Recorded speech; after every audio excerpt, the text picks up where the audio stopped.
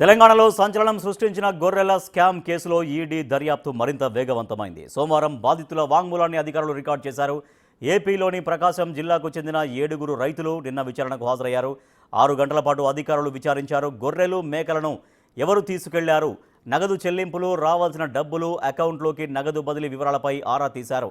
ఇందులో భాగంగా బాధితుల స్టేట్మెంట్ను అధికారులు రికార్డు చేశారు.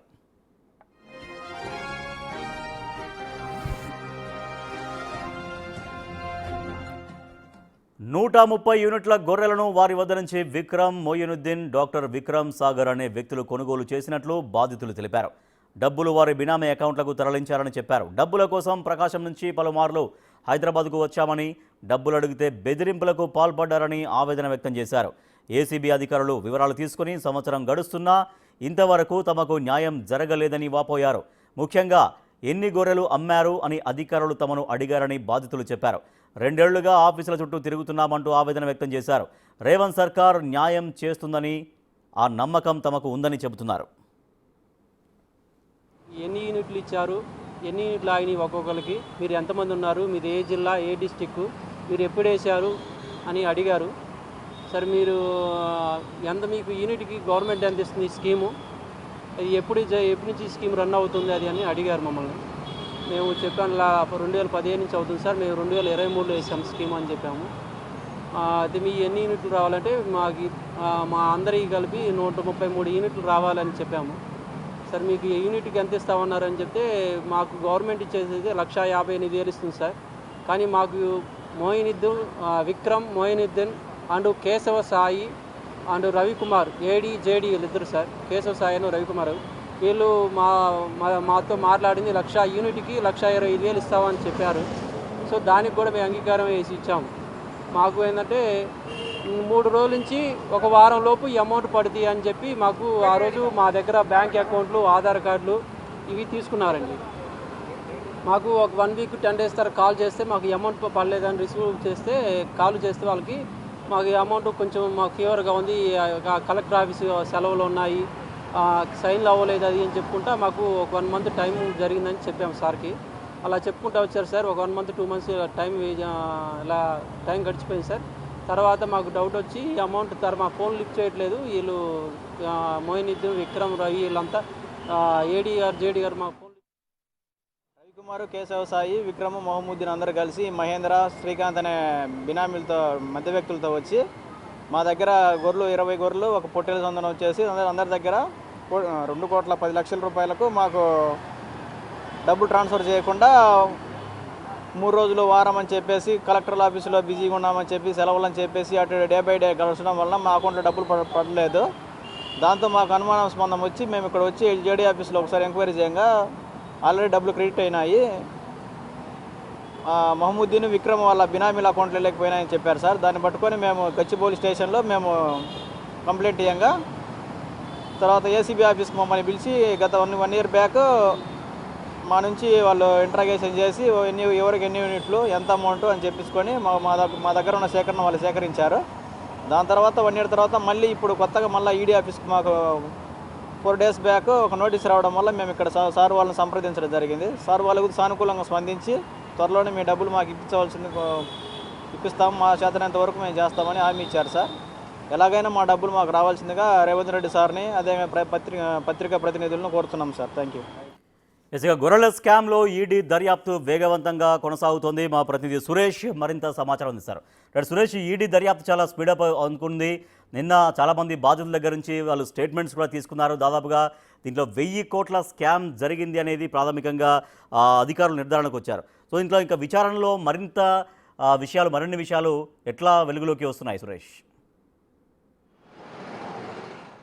అంటే ఖచ్చితంగా ఏసీబీ కేసు ఆధారంగా ఈడీ కేసు నమోదు చేసి దర్యాప్తు చేసింది. అందులో భాగంగానే కొద్ది రోజుల క్రితము మాజీ మంత్రి తలసాని శ్రీనివాస్ యాదవ్ ఓఎస్డీగా పనిచేసిన కళ్యాణ్ ఇంట్లో కూడా సోదాలు చేశారు. సోదాల్లో కీలకమైనటువంటి డాక్యుమెంట్స్తో పాటు ఒక 180కి పైగా పాస్బుక్లను కూడా స్వాధీనం చేసుకోవడం జరిగింది. ఈ గొర్రెల పథకాన్ని అంతా కూడా స్కామ్గా మార్చి ఎవరికి వారు అందిన కాడికి దోచుకున్నట్టు కూడా ఇప్పటికే ఈడీ గుర్తించింది. ఒక యూనిట్ గొర్రెలు కొనుగోలు చేస్తే ఆ యూనిట్నే దాదాపు 20-30 సార్లు ఇటు ఏపీకి తెలంగాణకు తిప్పుతూ అవే గొర్రెలు కొన్నట్టుగా చూపించారని చెప్పేసి కూడా ఈడీ దర్యాప్తులో తేలింది. ఎందుకంటే ఒక యూనిట్ 1,20,000 నుంచి 1,50,000 వరకు కూడా ఉంది కాబట్టి దాన్నే ఒక 20-30 సార్లు తిప్పేసేసరికి ఆ గొర్రెలు పొయ్యి అటు ఇటు రావడం తప్ప లబ్ధిదారులకు ఎక్కడా కూడా అందలేదు. కాంట్రాక్టర్లు, పశుసంవర్ధక శాఖలో పనిచేసిన అధికారులు, వెటర్నరీ డాక్టర్లు తప్ప మిగతా లబ్ధిదారులు కానీ గొర్రెలు అమ్మిన రైతులు కానీ ఎక్కడా దీంట్లో లాభ పొందలేదని చెప్పేసి కూడా ఈడీ గుర్తించడం జరిగింది. అందులో భాగంగానే నిన్న బాధితులైనటువంటి రైతులను, గొర్రెలు కాసే రైతులందరినీ కూడా ఏపీ నుండి తెలంగాణకు గొర్రెలు అమ్మినటువంటి రైతులు వారికి డబ్బులు రాలేదని చెప్పేసి గతంలో గచ్చిబౌలి పోలీసులకు ఫిర్యాదు చేసి ఆ గచ్చిబౌలి కేసునే ఏసీబీకి ట్రాన్స్ఫర్ చేశారు. ఏసీబీ అధికారులు ఆ కేసుని లోతుగా దర్యాప్తు చేసి 700 కోట్లకు పైగా నిధులు పక్కదారి పట్టాయని చెప్పేసి కూడా గుర్తించారు. ఆ తర్వాత ఈడీ రంగంలోకి దిగినాక ఈడీ 700 కోట్లు కాదు 1000 కోట్లకు పైన అవినీతి జరిగింది, ఆ నిధులన్నీ పక్కదారి వెళ్ళినట్టు కూడా ఈడీ గుర్తించడం జరిగింది. దాదాపు 2017లోనే ఈ పథకాన్ని ప్రారంభించారు. అప్పటి నుండి కూడా సెకండ్ టైం 2023 వరకు కూడా ఈ పథకాన్ని బై ఎలక్షన్లు ఎక్కడెక్కడ వచ్చాయో అక్కడ కూడా అమలు చేశారని చెప్పేసి కూడా చెప్తున్నారు. అక్కడ కూడా భారీగా అవినీతి జరిగిందని చెప్పేసి కూడా ఈడీ గుర్తించడం జరిగింది. అయితే మొత్తం 4,000 నుంచి 5,000 కోట్ల రూపాయలు ఈ పథకానికి గత ప్రభుత్వం రిలీజ్ చేస్తే అందులో 1000 కోట్లకు పైగా మొత్తం నిధులు పక్కదారి పట్టాయి. అవి కింది అధికారి నుంచి పై స్థాయి అధికారి వరకు పంచుకున్నారు. దీనికి ఇంకా ఎవరెవరి పాత్ర ఉంది, అంతిమంగా లబ్ధి పొందింది ఎవరు చివరిగా అనే దానికి సంబంధించి కూడా ఈడీ ఫోకస్ పెట్టడం జరిగింది. ఇంకా మనీ లాండరింగ్ ఏమైనా జరిగిందా, ఇక్కడ నిధులు కొట్టేసినవి అన్నీ కూడా ఎక్కడికి పంపించారనే దానికి సంబంధించి కూడా ఆరా తీస్తుంది. ఇక మరింత మందికి నోటీసులు ఇచ్చి విచారణ చేసే అవకాశం కూడా కనబడుతుంది. బాధితులు ఇచ్చిన స్టేట్మెంట్తో ఇప్పటికే మొయిదుద్దీన్, ఆయన కొడుకు ఇక్రముద్దీన్ కూడా పరారిలో ఉన్నారు, దుబాయ్ పారిపోయారు. ఏసీబీ కేసు తర్వాత ఇప్పటి వరకు ఇంకా హైదరాబాద్కి రాలేదు. కాబట్టి ఆ లోలోన కంపెనీ ద్వారా ఎంటర్ అయ్యి గొర్రెల పథకాన్ని ప్రభుత్వ అధికారులు అమలు చేయాల్సింది. కాంట్రాక్టర్ని ఎంటర్ చేసి కాంట్రాక్టర్ ద్వారా తెలంగాణలో గొర్రెలు డిస్ట్రిబ్యూషన్ చేస్తాం పథకానికి అని చెప్పేసి ఎవరికి వారు అందిన కాడికి దోచుకున్నట్టు ఈడీ గుర్తించింది. ఇటు కాగ్ కూడా రిపోర్ట్ ఇవ్వడం జరిగింది.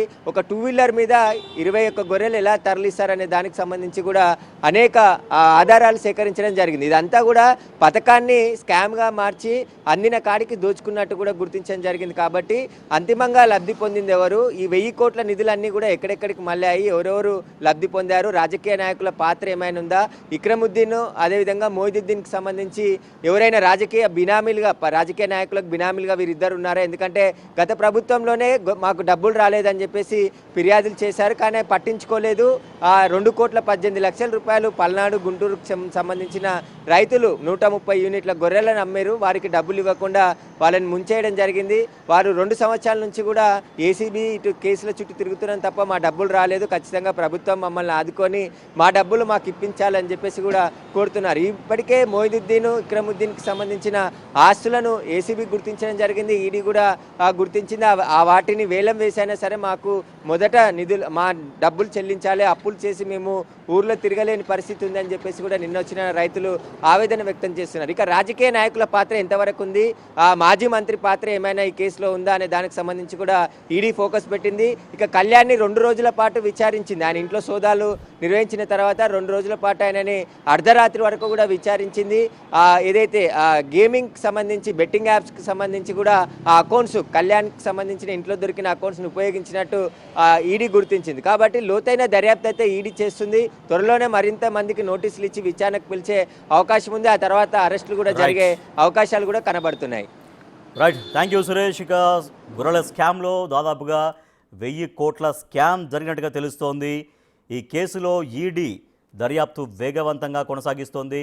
బాధితుల్ని నిన్న ఈడీ ఆఫీస్లో సుమారు 6 గంటలకు పైగా విచారించారు. సో దీనిలో ఇంకా ఎవరెవరి పాత్ర ఉంది, ఎవరెవరి ప్రమేయం ఉంది అనే దానిపైన ఈడీ